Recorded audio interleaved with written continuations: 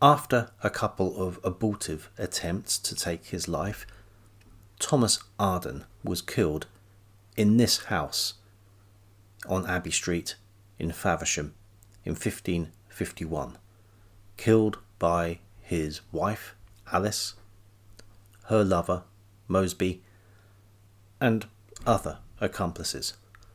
It was not the best executed of executions, but it did lead to notoriety, to inclusion in Holingshed's chronicles, and made its way, some 35 years later, to the stage. When reading this play in the last week, and reading up about it, I realised that the house was still standing, so recently paid a visit.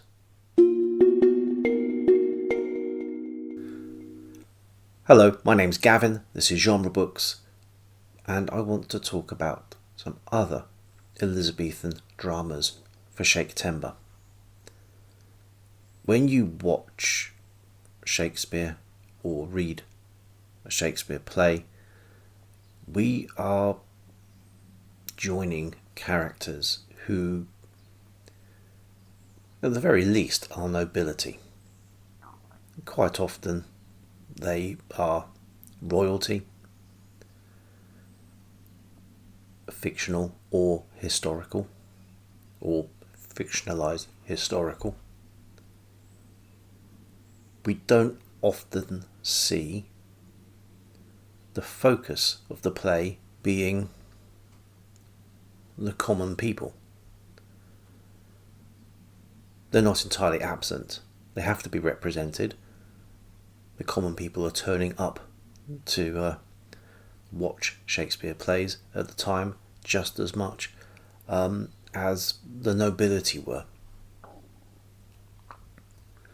But they are usually there in a servile capacity. They are usually there actually in a servile capacity for the story as well. They may be echoing the main story that is going on. They may be there as comic relief. And some are there just to carry the spears. And this is pretty much how drama had been up until that point. We began with always looking at the gods. The gods don't really make an appearance in Shakespeare. The closest you get, probably, is A Midsummer Night's Dream. But by and large, if you were involved with the theatre, you would be representing things of national import. You'd be depicting famous, heroic, or historic characters. You would be basing your plays off of the chronicles which were dealing with such matters of importance. But chroniclers also would cover not day-to-day activity, but extraordinary things that could happen to ordinary people. And it's those instances that are at the forefront of 3 Elizabethan domestic tragedies. The third play here, A Woman Killed with Kindness by Thomas Heywood, is completely original and fictional. It's the only one with a named author. Both the other 2 plays, Arden of Faversham and A Yorkshire Tragedy, they are anonymous, but they were both at one point misattributed to Shakespeare. I say both misattributed. The jury is still slightly out on one of them. But I'll start by talking about A Yorkshire Tragedy. How this one ever got misattributed to Shakespeare, I've no idea, other than perhaps a publisher who thought he could make some money by name dropping the bard. This play is an oddity. The language is Elizabethan, as you'd expect, but it's cruder than what I'm used to reading, which, in fairness, is 95% Shakespeare. The story is a simple one. It's more of a warning.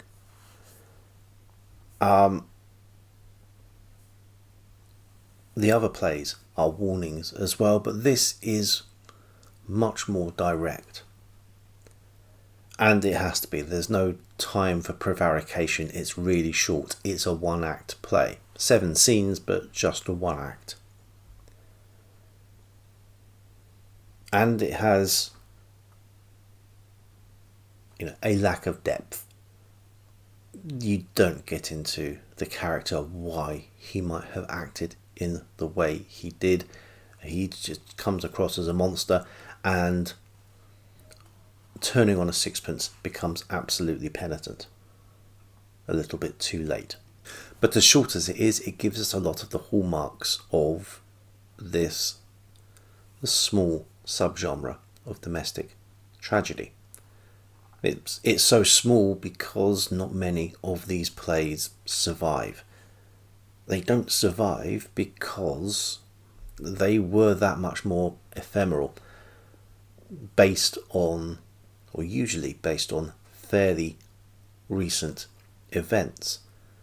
This particular play was written within 3 months of the murders it is depicting. The stories were taken from chronicles or from journals, and increasingly, as printing becomes more pervasive, from pamphlets. The way these stories are told in the pamphlets, or the way these events are written up in the pamphlets, are a direct antecedent of newspapers today. They will titillate, they will sensationalize, and yet at the same time moralize about the activities. Of course, not all of these stories that would appear in pamphlets or in chronicles would lend themselves to these plays. There are still some dramatic rules, even for a true crime recreation, Elizabethan style, to adhere to.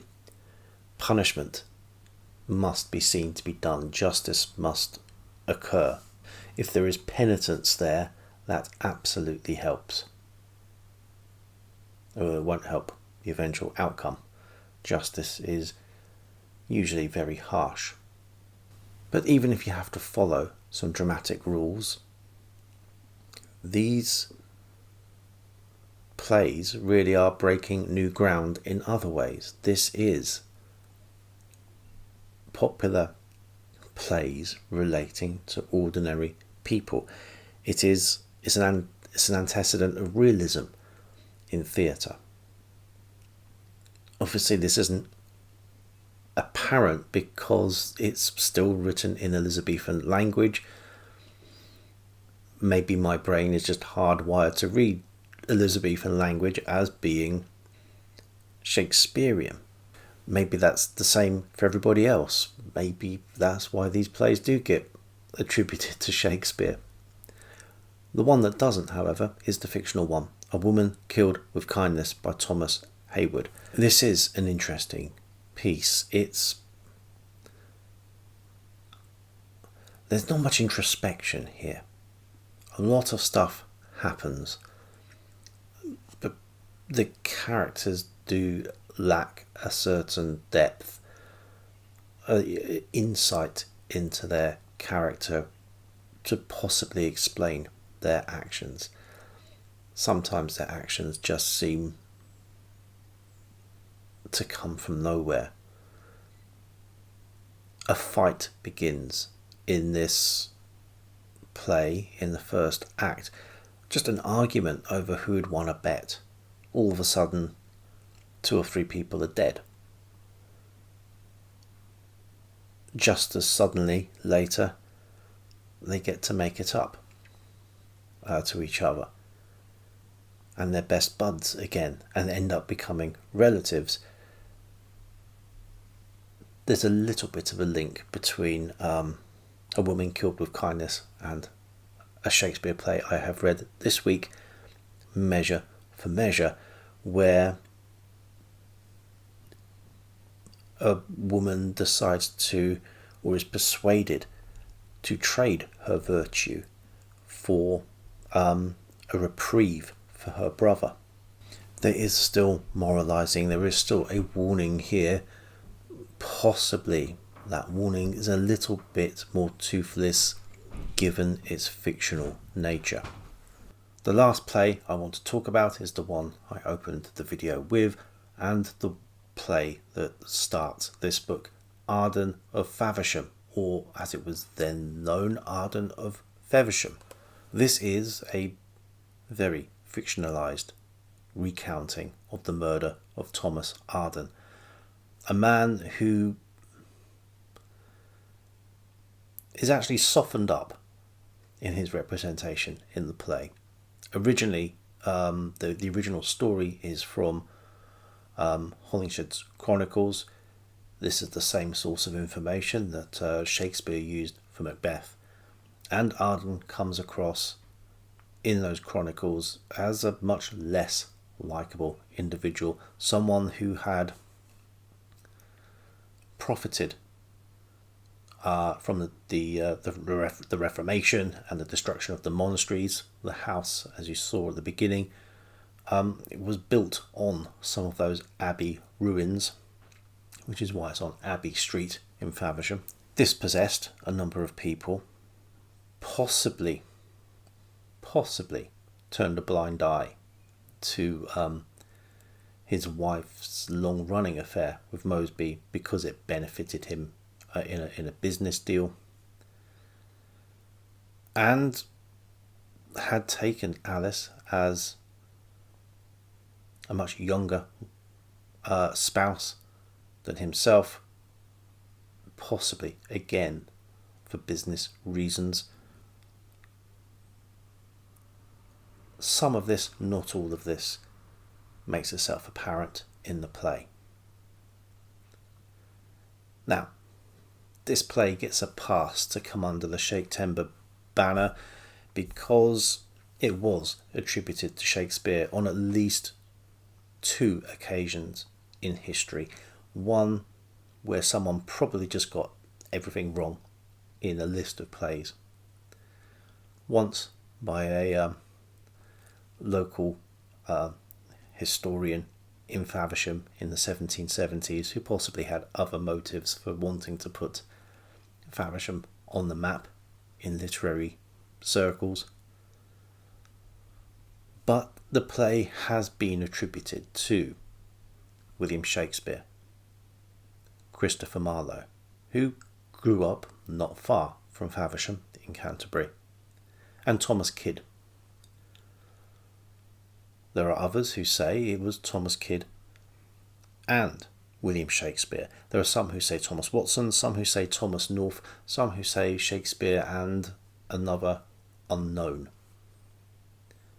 It came out in 1592, so Shakespeare had been writing for a few years already. Having 2 of the murderers called Black Will and Shakebag does give a little colour to the idea that Shakespeare may have been involved. Completely coincidentally, Thomas Arden was also the name of one of Shakespeare's relatives. The play does appear sometimes in Shakespeare Apocrypha. In 2016, at the Oxford Shakespeare included it after performing some sort of computerized stylometrics, examining the language of Faversham of Arden with the language of Shakespeare's plays and noticing, picking up on similarities. Arden in this play is still not a pleasant character. He's a sharp dealer, he's greedy, and very protective of his class status. His problem with Mosby initially isn't so much the fact that he's turning a blind eye to what's going on with his wife, but purely because the guy dresses a class better than he, Arden, perceives him to be. Perhaps I am maligning Thomas Arden. The only other explanation I can realistically think of, however, is that he's just a bit slow on the uptake. This is possible. He would not be the only one in this play. There are two characters, Clark and Michael, both of whom get pulled into various schemes to bump Thomas Arden off, both of whom are promised the hand of Alice's maidservant, who turns out to be Mosby's sister. She doesn't know anything about it. Neither of the two men know that the promise has been made to the other one, and everyone seems happy to continue under that arrangement. Black Will and Shakebag are obviously a couple of ne'er-do-wells, but they are also pretty useless as hired assassins. There's supposed to be an assassination attempt near St. Paul's that gets defeated when, upon the point that they're going to attack, someone opens a window and cracks Black Will's head. Later, they follow him back to Faversham, suddenly get lost in fog.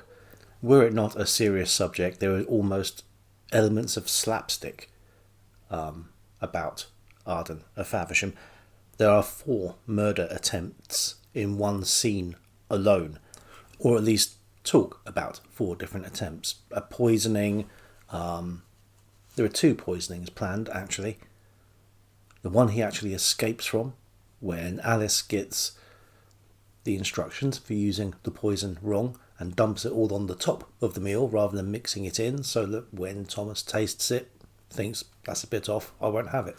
Mosby at one point actually chides Alice for involving too many people in these murder attempts.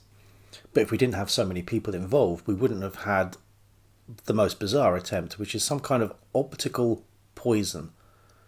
Almost sounds like a forerunner of voodoo. But all of these attempts actually did happen in reality. So there's no fabrication going on here, although obviously some massive embellishment of for the dramatic purposes.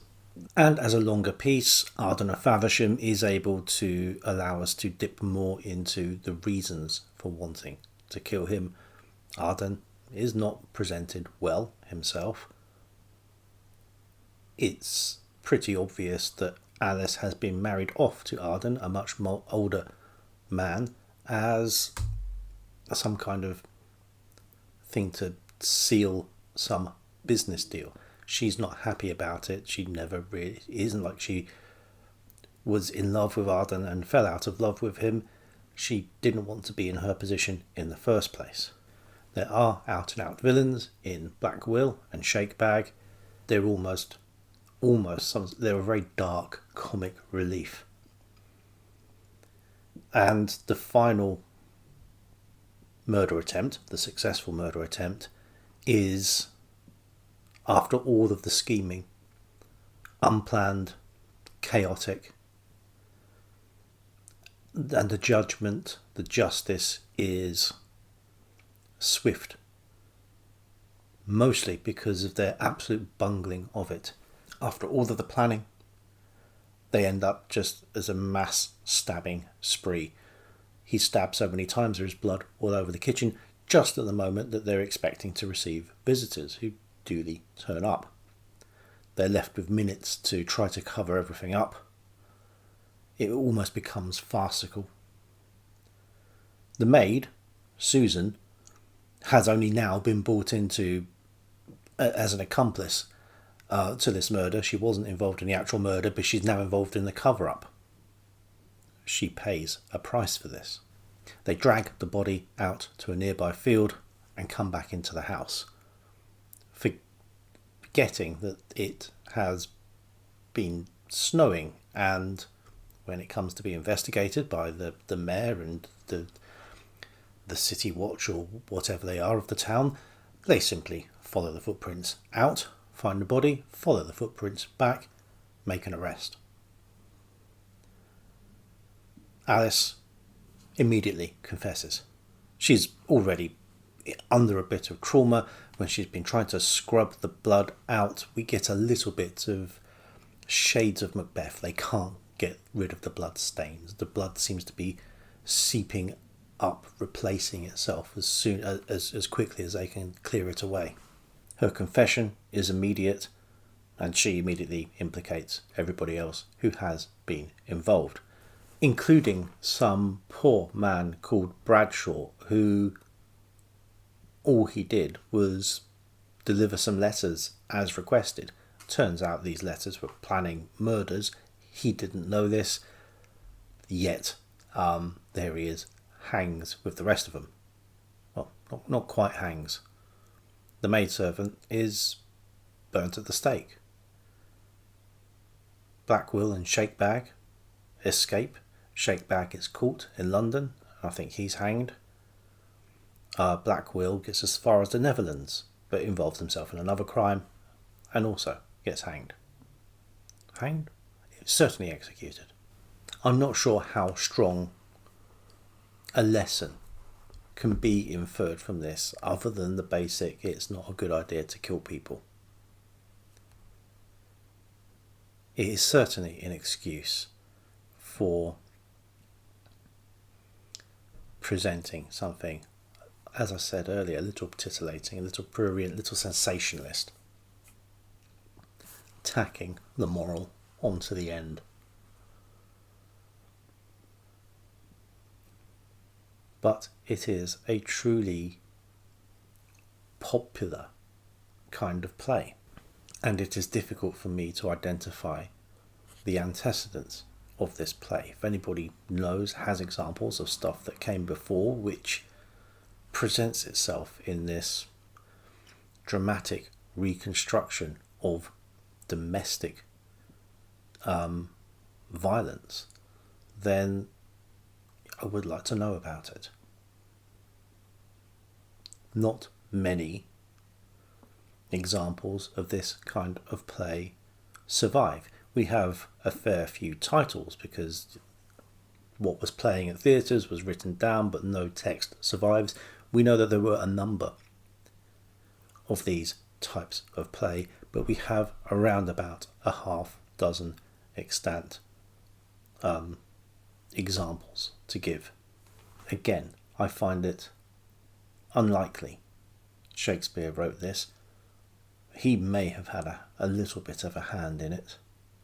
Some phrasing seems familiar, but people 2 decades after, when they're putting the first folio out, this text was known about, it was in existence. Someone, I'm sure, would have put 2 and 2 together at the time. Difficult to trust something which comes 180 years later from someone who lives in the town in which the play is set. Normal Shakespeare service will be resumed. I have read 3 more Shakespeare plays since Merchant of Venice last week, so I shall be trying to discuss all 3 of them in one episode. Do wish me luck, and until then,